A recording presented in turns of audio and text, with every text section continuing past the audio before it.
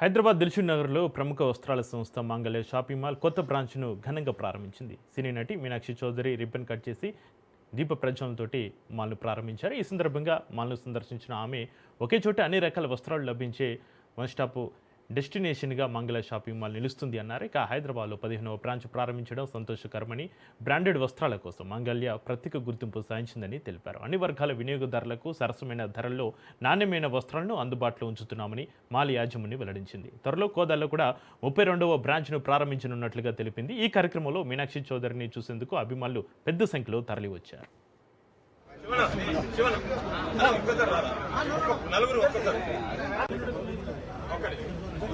మీనాక్షి ఒకసారి నన్ను చూసి నవ్వండి మేడం. Thank you.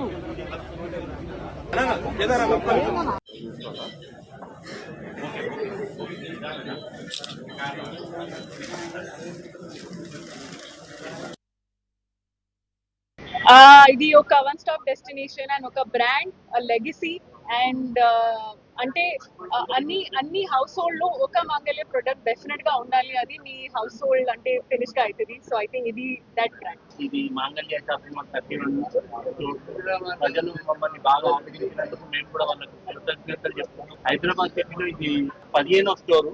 రేపు రానున్న కోదాడ 32వ స్టోరు. ఇప్పుడు హైదరాబాద్, తెలంగాణ, కర్ణాటక అండ్ తమిళనాడులో కూడా రానున్న కాలంలో ఎస్టాబ్లిష్ అవుతున్నాము.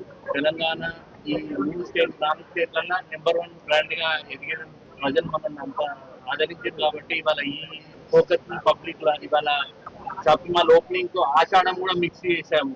ఇవాళ షాప్ ఓపెనింగ్ అండ్ ఆషాఢం కూడా మిక్స్ చేసి ప్రజలకు అతి తక్కువ ధరలో ఇవ్వాలని చెప్పని యాక్చువల్ గా ఎంబడే షోరూమ్ ఓపెన్ కాగానే ఆషాఢం కాదు, మేము ఇవాళ ఓపెనింగ్ అండ్ ఆషాఢం కూడా మీకు ఇస్తున్నాము.